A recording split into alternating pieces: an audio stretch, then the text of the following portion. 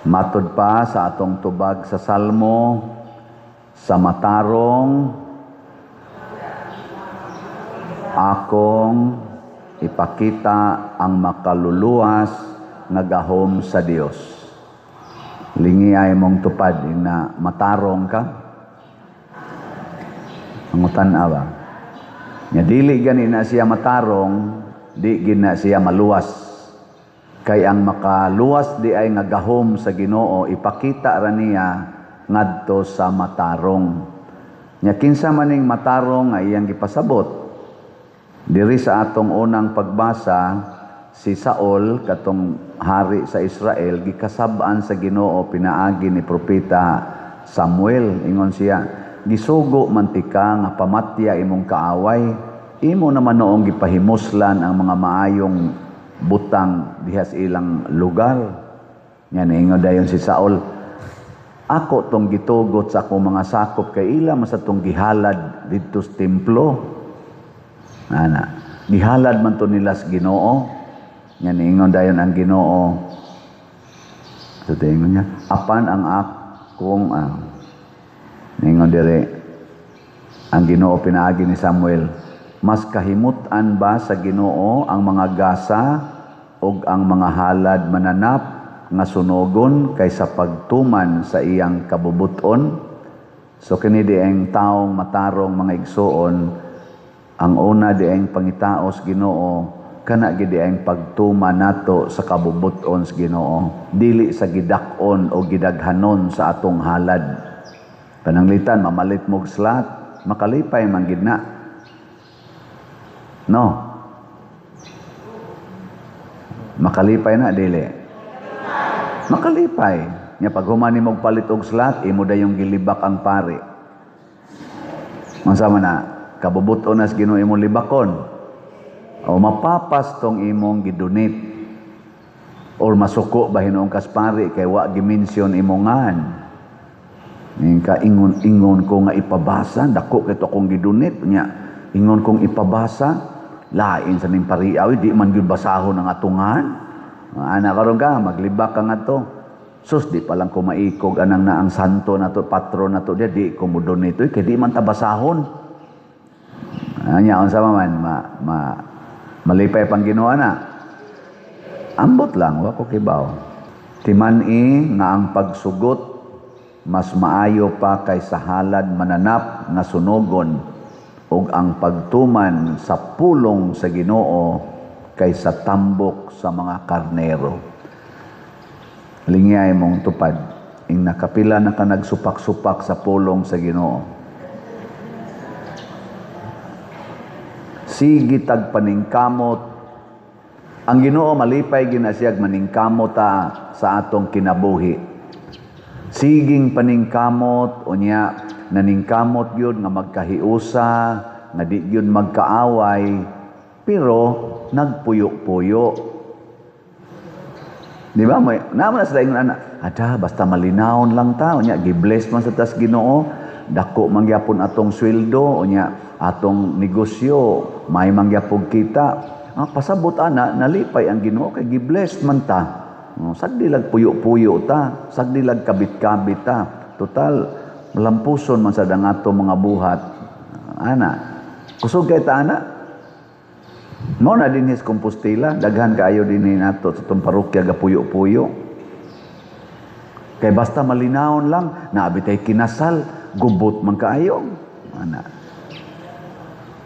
Pero mas malipay pang Ginoo atong nagkagubot nga kinasal kaysa malinawon nga nagpuyo-puyo. Muna timan nilingi ana sa imong tupad na nay nagpuyo-puyo sa inyo. Naa. Ang basahi unya sila ani ha.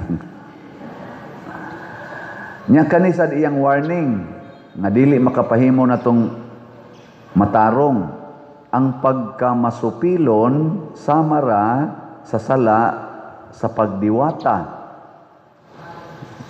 Kanang pagdiwata, nagsimba ka ana sa laing Diyos-Diyos or naghimo kag kaning tulumanon nga para sa Diyos-Diyos.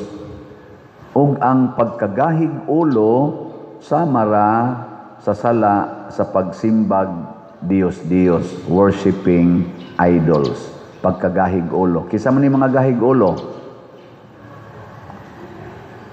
Kasagaran mga leaders yun. Atoro mga political leaders, gahi kay ulo. Kanabang i-insist ginila ang ilang gusto, bisag supak na sa konstitusyon, mangita gid sila paagi nga ang konstitusyon mabawog, bending the law. Ana, no? Gahi kay sila ulo nga di gyud sila mohunong anang corruption nga bisag ang atong budget karon kunon 2026 naa na sa gipang insert nga kurakutunon naa gibutang sa mga kana kunong kuan kanang sana ayuda. Ang sa una gibutang man to nila sa flood control diha sa DPWH nya karon kay nasakpa naman tuan nasad sa ayuda gibalhin-balhin lang pero maura gyapon parihar gyapon ang amount hapit tag 2 trillion ang ilang mga kawatonon. Gahi kay ulo. Naay mga demand nga ang tanan nga mga government officials gikas presidente hangtod sa barangay tanod kinahanglan yung dunagyoy drug tests. Ang mga ubos drug test dayon di kakapasar sa pagkapulis, di kakapasar sa imong pagka barangay tanod basta dili ka magpa-drug test, stricto kayo.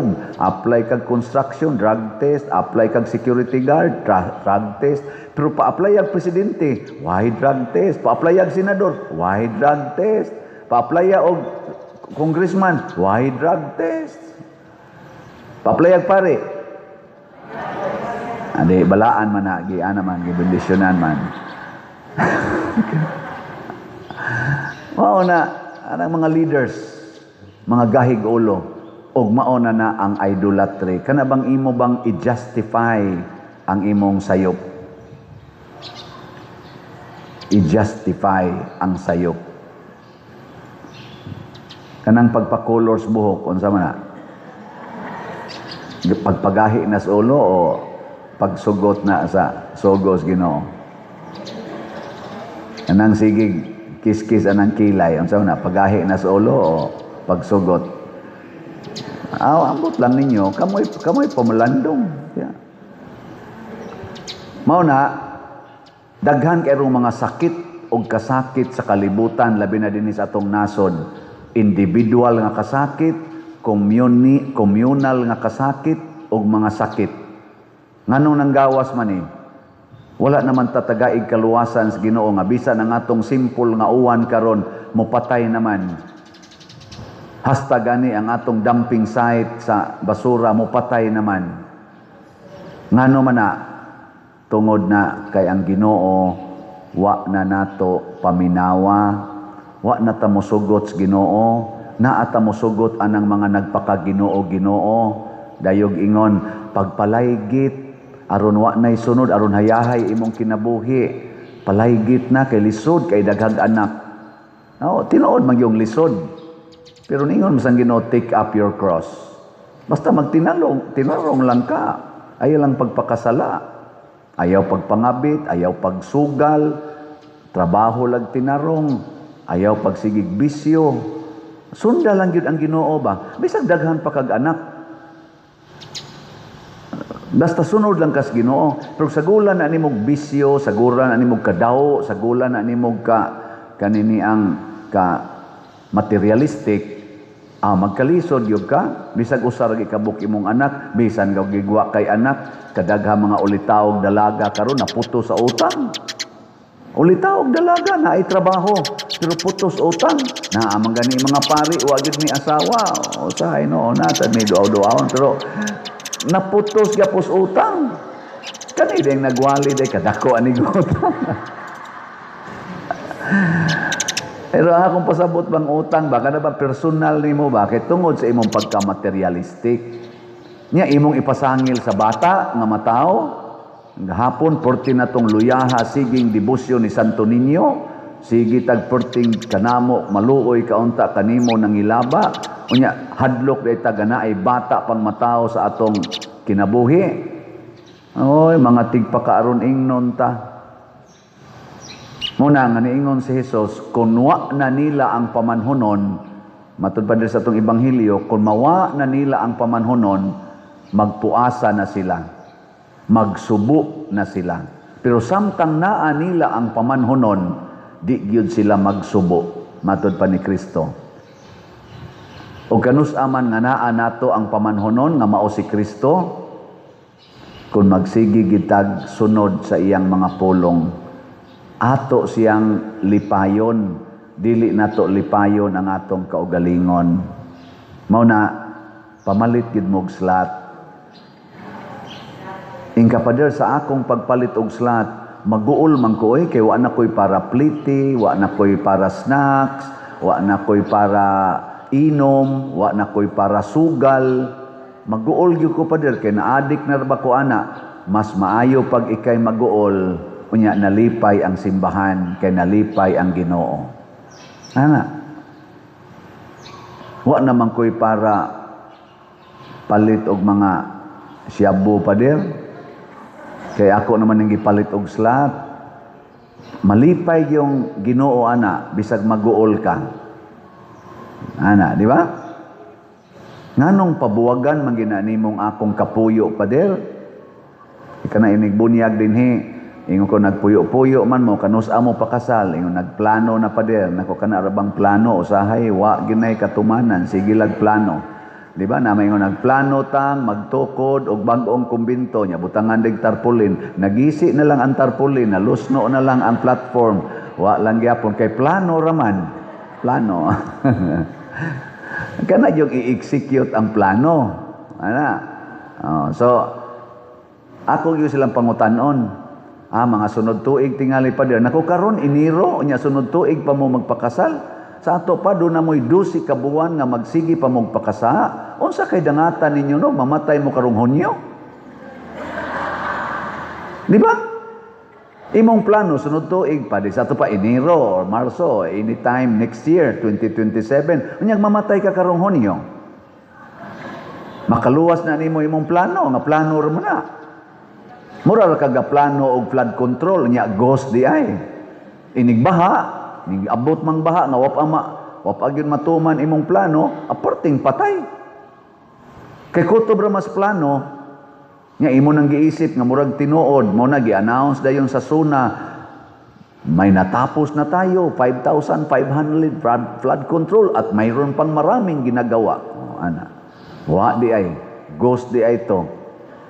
Mao nang porting patay karon, labi na dinis ato, way siguro kanang tupad nimo sunod panahon muuwan kana na say sunod mamatay. Dayon ra ba mo ingong simbako nya mo ingong simbako katus ang galisod naglakaw. Oh. May ing na lang oy thanks be to God. Kapahimos naman sa mo aning kinabuhi. Mao na ingos Kristo ibutang gyud ang bag-ong bino sa bag-ong sudlanan kay mabungkag man ang bag-ong sudlanan nga panit.